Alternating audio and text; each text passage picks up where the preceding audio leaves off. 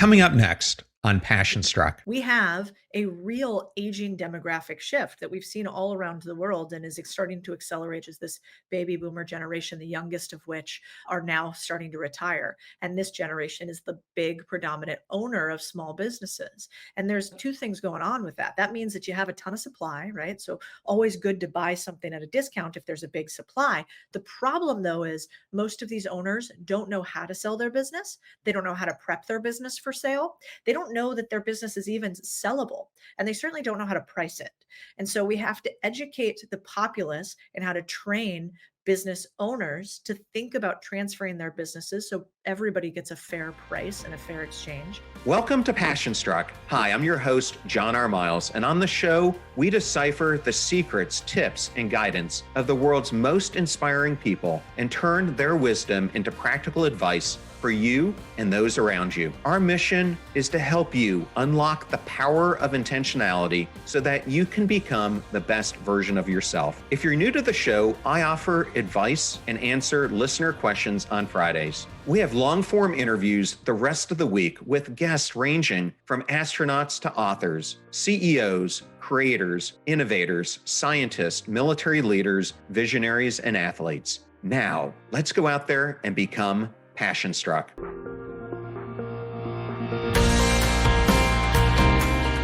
I am absolutely honored and thrilled to have Codie Sanchez on Passion Struck, a person my community has wanted on the show for so long. Welcome. Thanks for having me. Codie, I'm going to start in an unusual place. I'm going to start by saying how much I admire your husband's journey as a Navy SEAL. As a Naval Academy graduate myself, and having deployed alongside teams 3, 8, and 10, I have an immense appreciation for the SEAL community. And my father was also UDT Class 16, so the connection runs really deep.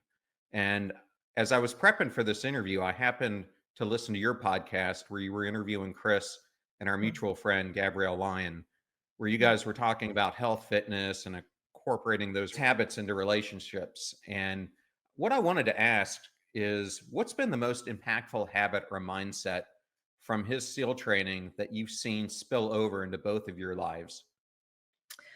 Chris doesn't say he's going to do a thing and not do it. His ability to keep his promises to himself, I think, is one of the biggest reasons why he's as successful as he is.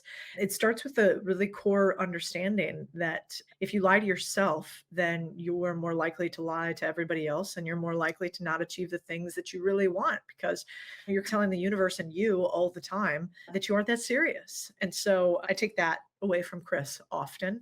He also jokingly in the gym often says to me when I don't want to do more or when I don't want to go, he'll say, "Are you a good white shark or are you a great white shark?" And I find that very annoying, but also really true. He just doesn't sacrifice much at the altar of I'm tired, it's a long day, it's too much, or I don't have enough left in the tank. Oh, well, I love that. And thank you for sharing because I always like to see how these things and relationships intertwine. So I want to start out here. Codie, you have a mission to create 1 million financially free humans. And it's not just about wealth. The core thing that we discussed here on Passion Struck is really empowering people to design a life of meaning and impact, Mm. which I think is what you're trying to do as well with your mission. What inspired you to pivot from the corporate grind, like we both started as in our previous lives, to championing this movement of intentional ownership? I think if you don't like where you are today, try looking forward to the boss, the person that you work for that's 10 years down the line from you. And I think what you'll pretty quickly realize is that you might not like the person that you see as future you in 10 years. And that was the case for me. I was constantly like this other human that I could grow into if I stayed here, if I did the status quo, if I kept just doing what was expected of me, as somebody that I'm not going to like very much. And so I decided to make a change.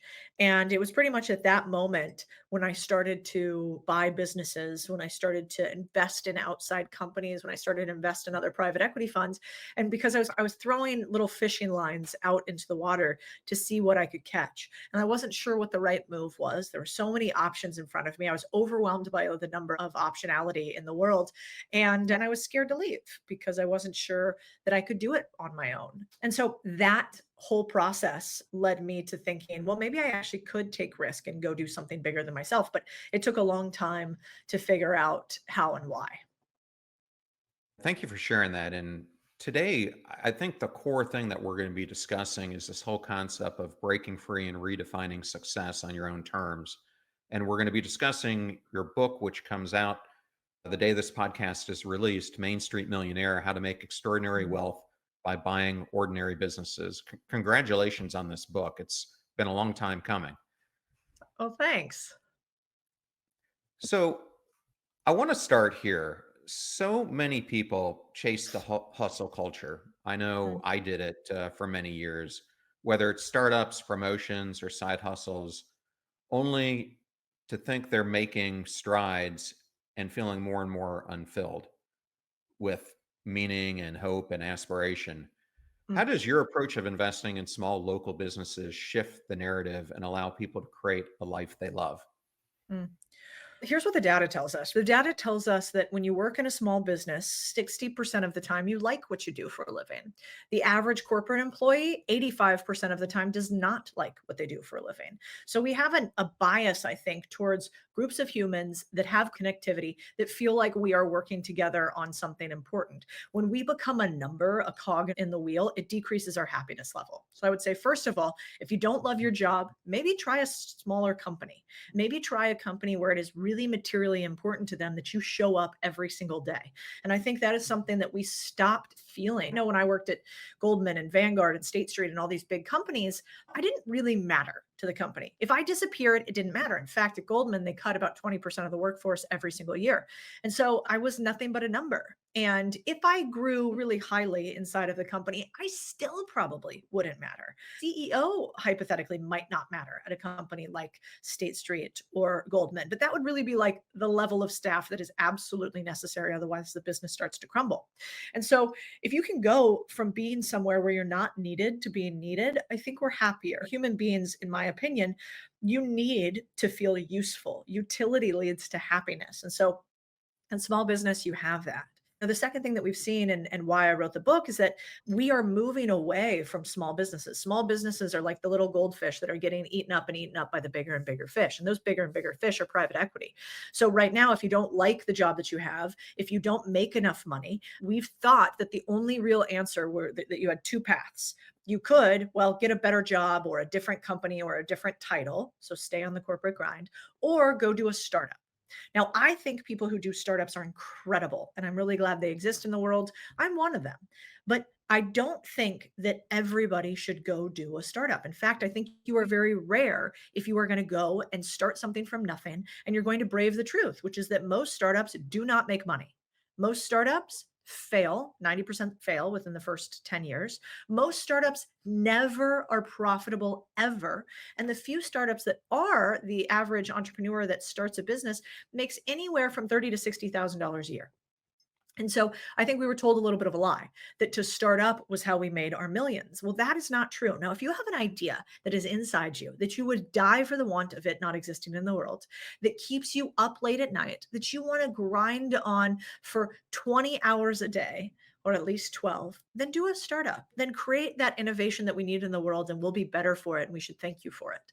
But if what you really want is to make a little bit more money, to have more freedom, to not work with people you don't like, to work with people you do, and to be able to still continue to get paid even if you're not working hours, then I think the path to ownership of small businesses is the way. And it's the way that we've forgotten. Most of us are not the 10% that are going to go, I mean, not even the 10%, though, 0.0001% that is going to go build the next Tesla or Tinder. And that's okay. It doesn't mean that we aren't useful. In fact, our community needs us to own these small businesses. These small businesses are profitable, they have a higher success rate than startups, and they lead to pretty happy lives. It's interesting. I had a book come out earlier this year in February, and I did some deep dives into the Kauffman Foundation and Mm, was even just looking at census reporting and some of the things that were showing trends of businesses over the past 20, 30 years. And outside of this change that happened with COVID, both ownership in small businesses and entrepreneurship were on a 30-year decline. And when you look at this compared to the rise of large companies, which they describe as companies over 500 people, it has Mhm. this inverse climb that creates this incredible gap. And so, one of the initiatives I got involved with here in Florida, we have a ton of veterans because of all Yeah, of the military bases here. And a lot of times, veterans getting out are always saying, "What do I do next?" And so, I was part of this yeah. thing called the Florida Association of Veteran Owned Businesses, which was trying to promote making Florida the mecca for people to do small business. Yet, I saw so much resistance in people wanting to take this path. And where I'm going with this is you describe these small businesses as hidden gold mines, just like those veterans I mentioned. Why do you think so many people overall overlook these opportunities? We started as a nation of owners. In the 1800s, 80% of Americans owned their own business. By 2020, that number is somewhere between 6 and 10%, depending on how you report it. It is easier to control an employee. It is easier to tax an employee. It is easier to grow a few large institutions, have protections around them, than it is to have a diversified, non centralized citizen base. And I think that is why. And so we have let a few companies continue to get bigger because that's the natural state of things. We humans, once we get power, we want more of it. And so as companies get big, they have more lobbying power. What do they do with the lobbying power? Well, they lobby governments for more regulation. Why? Why would they want to be more regulated? Because they can afford the expense of it and the new guy cannot. In tandem, the big corporations have more buying power today. I mean, if you look at how Blackstone, BlackRock, KKR, some of these companies use our money, but particularly, let's say BlackRock or Blackstone, they have very large public funds where they manage our pensions, our 401ks, our mutual funds. They take in our capital, then they use our money against us to buy our single family homes, to buy up small businesses inside of their private investment portfolios. And it's worse than that, actually, because they have so much capital that we've given them. They get decreased interest rates as well on their capital and increased leverage rates because of how big they are. And so they can buy our houses for more money and they can buy them with a lower interest rate than we do. And so they outbid us on the very assets that were supposed to be part of an American dream. And I think that is happening right now in home ownership, but also I think it is happening even more materially in small business. Private equity in 2020, I'm sorry, yes, private equity in 2000 owned about 4% of private companies in the US. Flash forward to 2020, that's about 20%. These aren't bad guys. I was friends with a lot of people in private equity. I still am. They're incredibly intelligent, incredibly skilled individuals, but I don't think that because they have perverse tax incentives, such as, not to get really technical, but the way that they do carry and capital gains and how much lower a tax basis that gives to them. Plus, they know how to raise capital. They should be able to buy out our businesses from under us.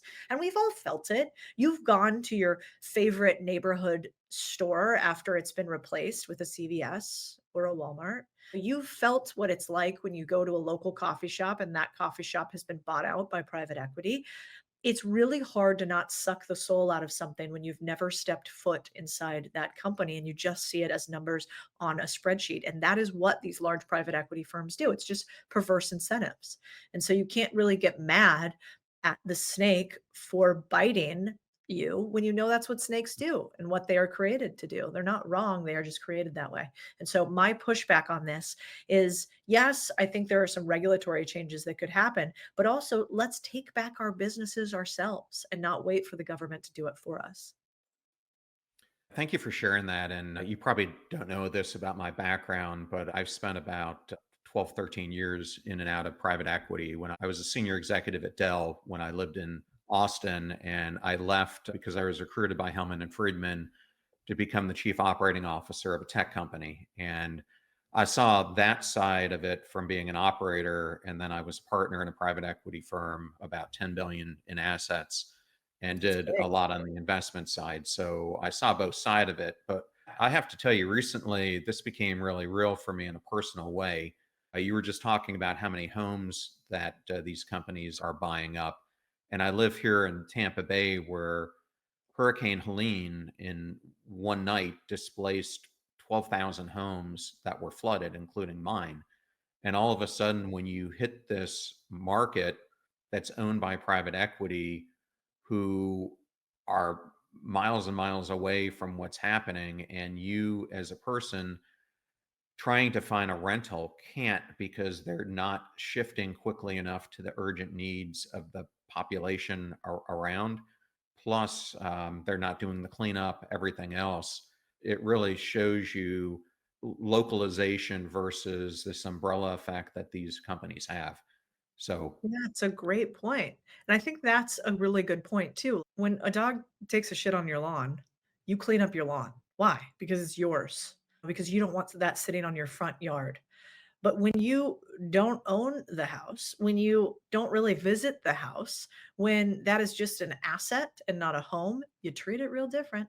And so I think that happens overwhelmingly in these areas. And it's, again, I mean, you were in private equity, so it's not bad people, it's pretty brilliant people, but it is not great that we take away a community feel from a community. And I think at some point we should all go and become spectacularly wealthy. And I love that. And I think it's very possible for us because there's more money than we could ever imagine. But do we have to do it by sucking the life out of local communities and not having localized strategy and incentive alignment? And I think the answer is for the everyday average person, these issues are too big. It's like, all right, well, what am I going to do about Blackstone or KKR? I have no idea. Well, let me tell you what you can do. You can go and actually get ownership in a small business yourself. It is an asset that will be valuable. You can build that up into a nice little mini empire of yours in Piedmont, North Dakota, in Scottsdale, Arizona. And in that, you can then transition it to the next generation and make just as much money as if you sold it to private equity by doing seller financing or creative financing for the next generation to take it over and keep a percentage of equity ownership in the business overall. I think that's the other thing that private equity guys do is they catch us at the moment of weakness. You've been in your business for 10 or 15 years. You're tired. Your kid doesn't want to take it over. You got like some issue, some HR employment issue. You don't really know how to exit the business yourself. You need some liquidity and capital because all your money is tied up in your business. 90% of small business owners' net worth is tied up in their business. And somebody comes to you with a really attractive multi-million dollar offer to buy your business. What do you want to do? Yeah, you want that sounds nice. I would like to take that offer. But hey, I live down the street from all of these guys and I still got to go to church with all my clients on Sunday. And when they run my business into the ground, or when they sell it for parts, or when they take my name off of it, maybe I'm going to feel something about that because I spent 30 years of my life building this fucking place. And if there was another option for me to sell my business also for millions, but not to somebody who is going to slice it up for parts, change the name, etc., I would probably do that. The problem is there's not an educated enough populace that knows how to buy these businesses to compete with those offers. Because as we know with private equity, it comes with a lot it comes with a lot of handcuffs that you don't recognize. There are some weights that they put on your feet when they buy your company because these guys are smart. They know how to minimize risk. And so they're going to make sure that you're doing earnouts, you're doing milestones. They're going to make sure that all of the capital isn't given to you unless XYZ happens. And so I think there's a real opportunity for people who understand how to do deals to come in and even compete with those guys at some level because the word's out on how they treat a lot of owners that they buy their business from. well, thank you for sharing that. And I think that really depends on what private equity firm it is. Some are much more hands on, some are much more hands off. Some put operators into the companies, some do not. Some manage by spreadsheets, some allow some more some allow for some more subjectivity in how they treat the businesses.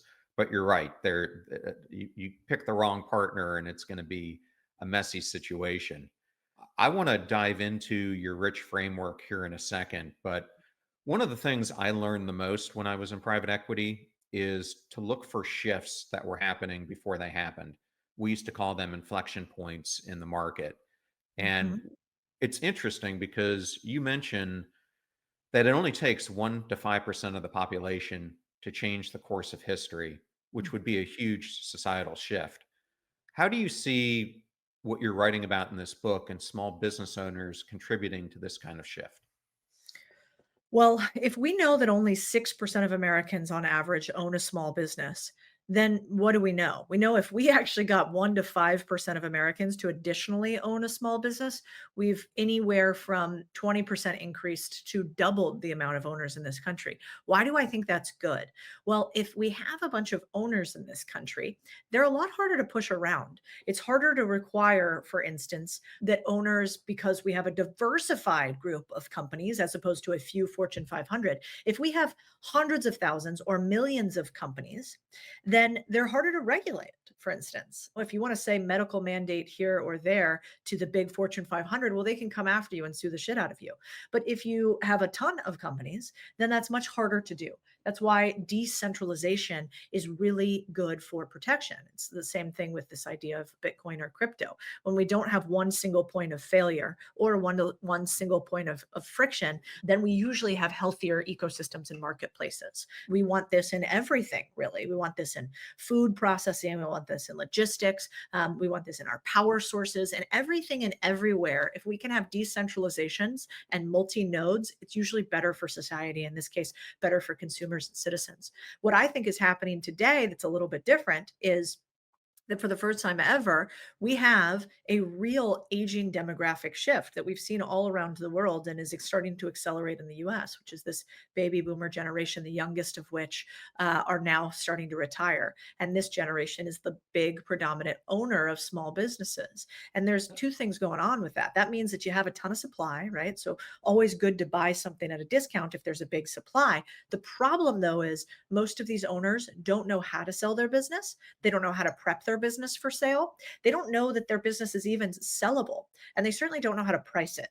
And so we have to educate the populace in how to train business owners to think about transferring their businesses so everybody gets a fair price and a fair exchange.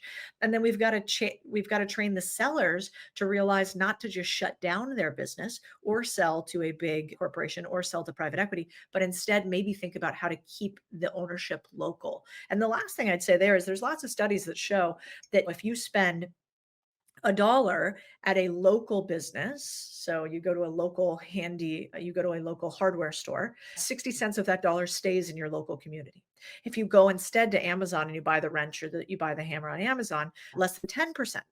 Or 10 cents goes to your local community. And so, this idea of like own local, buy local together, I think is really important if we feel like we want communities that we want to live in, because prosperous communities end up being communities that have higher happiness levels, higher safety levels, et cetera. I love that you bring that up because this weekend I'm attending Localtopia, which is this Hmm, big festival in St. Petersburg that draws probably, I'm guessing, 100,000 people to the downtown streets to support the local vendors. So, a huge believer of this. I want to go to the topic of limiting beliefs because uh, so many people I found feel stuck in their financial or career paths. And as I was preparing for this interview, I put out to my audience that I was going to interview you. And I happened to get a question for you from one of my listeners in Nigeria, Victor, right. who wanted me to ask you, would you agree that two different individuals practicing the same principles could achieve different results based on their environment or circumstances? Another way to say that everything is contextual, which I think is very true.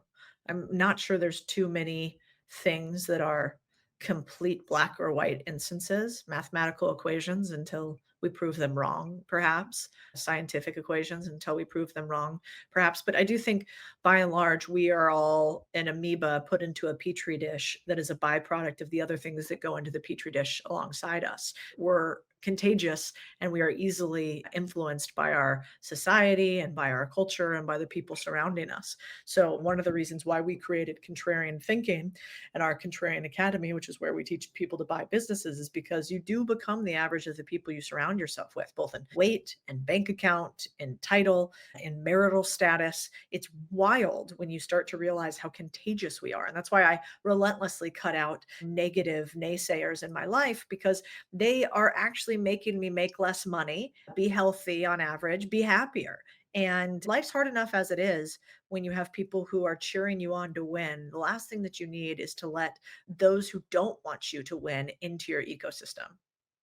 Well, I love that. I wrote about that in my book. I call it the mosquito principle. Sometimes the people closest to us are the most benign but threatening people we have in our lives. And so you got to get rid of the bloodsuckers, the invisible suffocators, and the pain in the asses from your life. I think Um, that's true.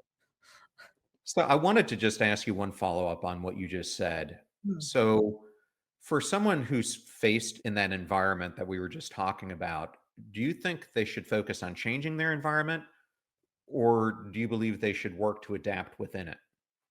Mm. I mean, the easiest thing to do is pick up your feet and move. I do believe there's a real power of place, and it is hard to be something different in a place that is not different. And so if you are surrounded, I mean, just think about it this way. We talk about it. If you want to change your life, get in a room where other people's Tuesday is your dream day. I could pretty much tell you with increased certainty that in our members of our community who are trying to buy businesses, as soon as they join one of our accountability pods, their likelihood of buying a business goes up by about 50 to 60%. As soon as they come to one of the events in person that is tailored for their subsegment, the likelihood of them doing their first series of LOIs and PPMs is increased by about 100%. So, like, proximity is power and it does matter. If you want to stop drinking and you went and hung out with a bunch of CrossFitters, none of them drink and they all go work out every day, you probably are going to decrease your drinking. If you want to stop drinking, but you hang out with friends every night at the bar, you're probably going to have a hard time decreasing your drinking. And so, yes, you could build incredible willpower, or you could get into an environment where willpower is not even really necessary because proximity and habit kicks in.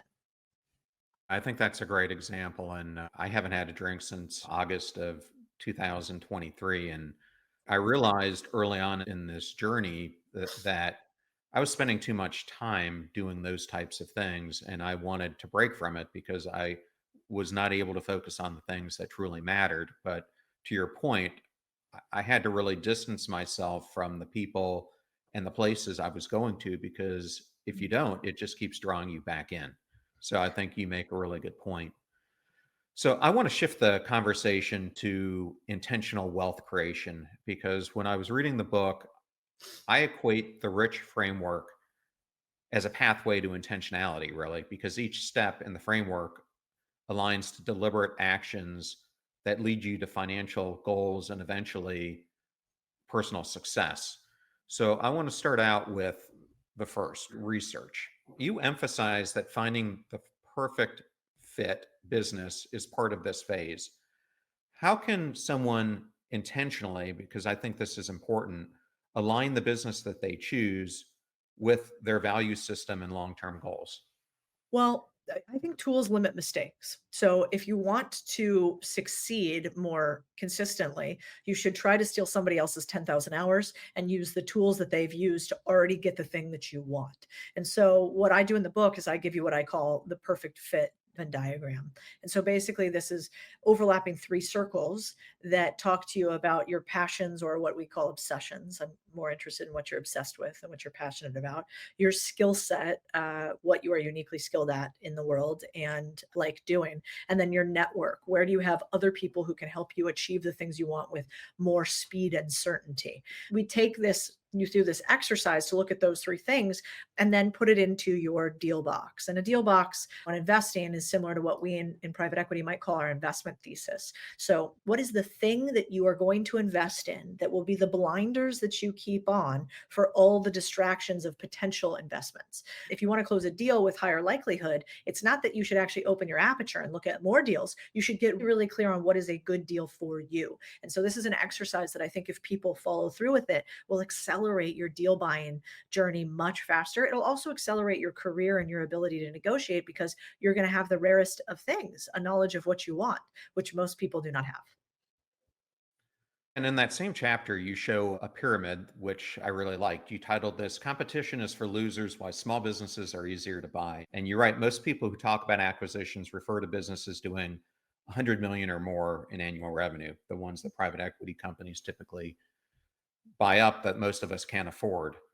And so what you show on this is the Fortune 1000, upper middle market, lower middle market, and small businesses. And I think you're right here. All the buyers are trying to compete for the top part of the pyramid, overlooking the profitable small businesses. This is where there's plenty of opportunities, like you say, but there's surprisingly fewer fishermen. So if you're someone who's listening to this, trying to think about how do I even approach this large fish of small businesses, Mm. where do you start on your research? Like, how do you even start probing this? Because I know for many people, it could feel overwhelming. I mean, I don't think that buying businesses is easy. I think that it's worth it. I think that ownership is actually one of the hardest things that you can do, but it's really the only thing that I think over the long term leads to financial freedom consistently. And so it's not easy. And if you want quick or easy or immediate or no risk, you shouldn't do this. You shouldn't play this game. And you should probably play a game that has a lot less risk and a lot less potential reward. And that's totally fine. And this may just be something that is a phase of your life too. But well, I mean, I think where you should really start is whether it's my book or somebody else's, but you want to actually understand the full landscape. So it's not actually where do you start, it's what is your knowledge base. So I have an employee that owns some businesses on the side too. And he said something really interesting to me once. So since he started working with me and I taught him how to do acquisitions, that was 3 years ago, he's bought 3 businesses. Maybe he's done 4 now. And before that, he had been working in business, very successful salesperson for 11 plus years, and had never bought a business before, had never done a partial equity deal, had never owned half of anything or a part of anything. And what was interesting is he said to me that he was talking to one of his mentors, and his mentor said, "Do you think that no deals existed prior to you meeting Cody? Prior to you learning acquisitions, were there no deals around?" No, of course not. It's that you couldn't recognize them. And I think your opportunity will always be limited by your ability to recognize it. And so if one day you want ownership, you need to start with understanding what does it even look like to get ownership? What does it look like to buy a business? How do we use this language of money, which is to talk about deal making and structuring? And once you have that down, then you can go to the next level. And the next level would be like, all right, I've read the book. Now, how do I go into something deeper? Maybe it is a course, maybe it is a community or an academy of people. How do I go from the education to starting to begin the implementation? I think where people go wrong in business buying is they start with, this is a cool idea. All right, I learned a few things about buying a business. Now let's go buy one.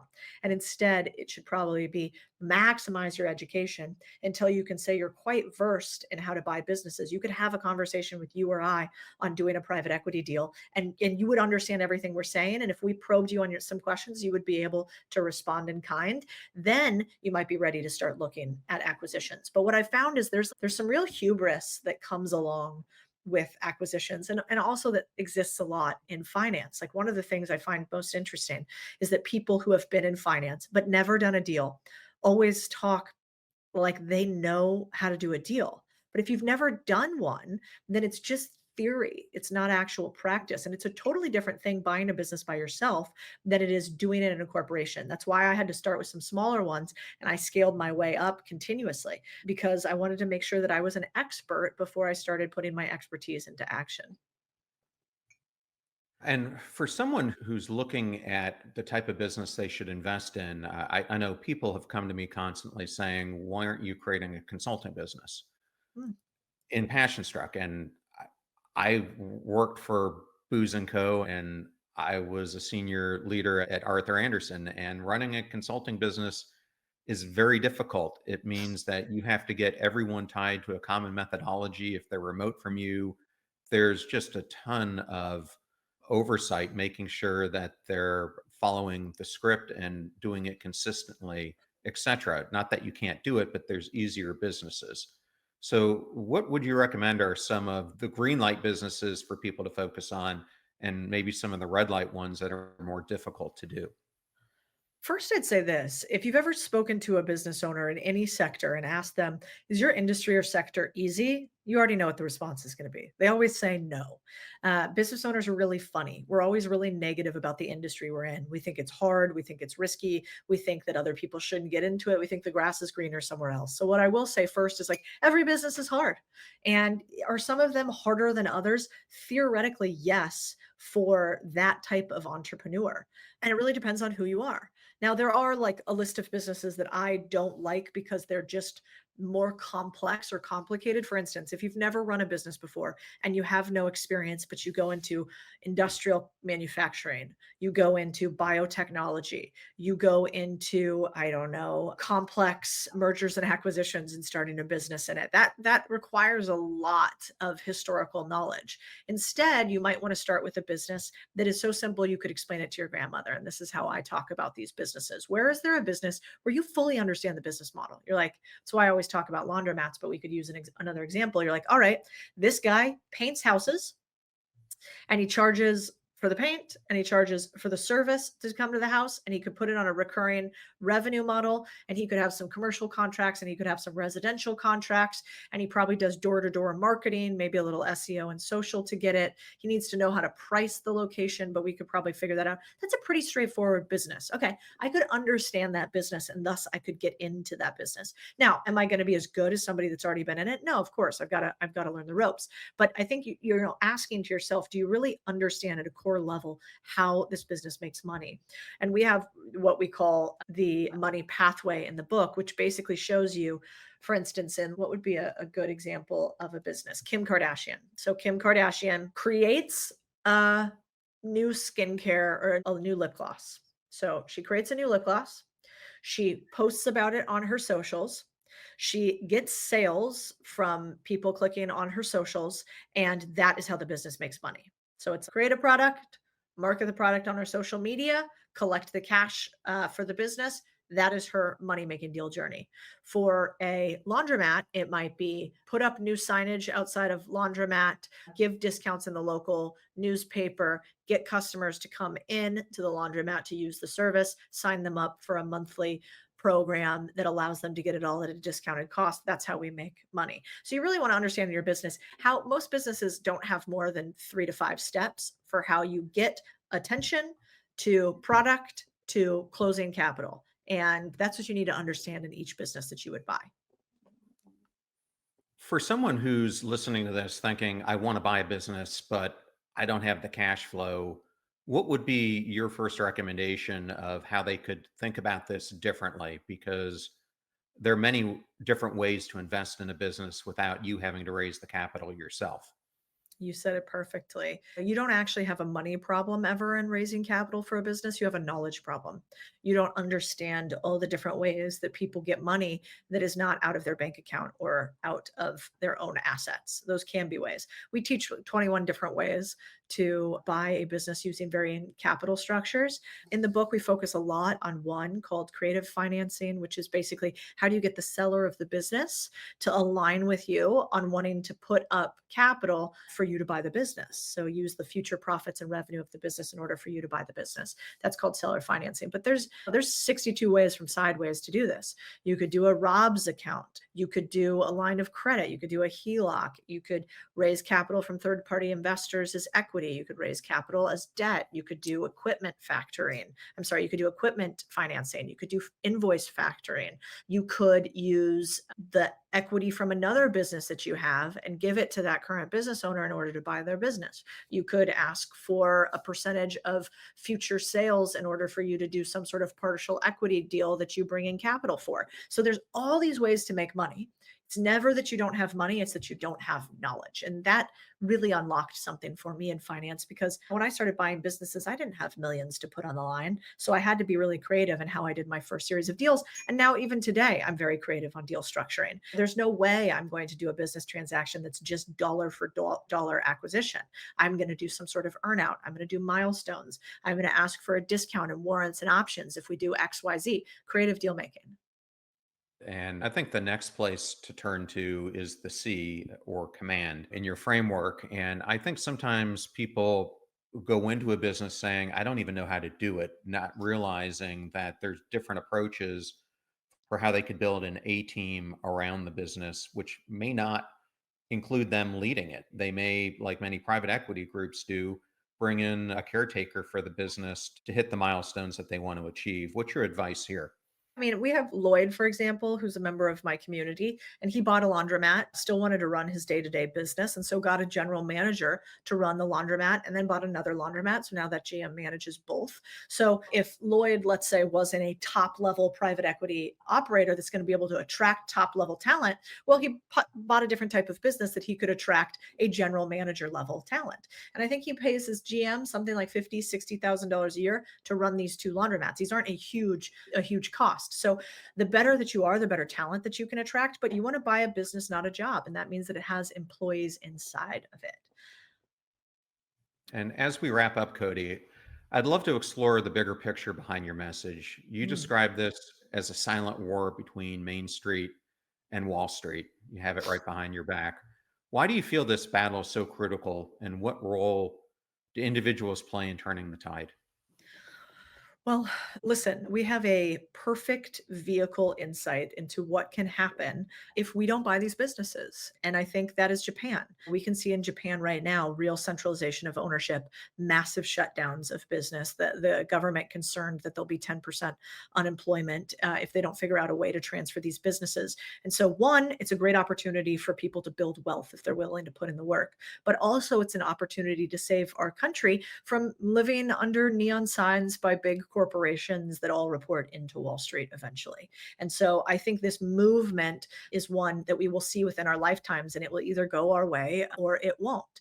And so I hope that people believe what I know to be true, which is that if you get ownership, if you have skin in the game, if you own part of a house, you don't burn it down, you build it. And I think that's what this mission is all about. I love how you write about this. Our country does not need more dating apps. We need more drop shippers playing middleman with manufacturers. We need more young entrepreneurs to carry the torch. They are the ones who can save the small businesses that power our local economies.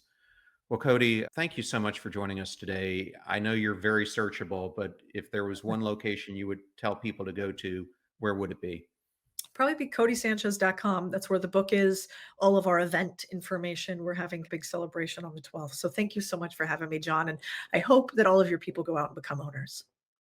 Well, thank you so much, Cody. Long time coming and such an honor to have you on the show.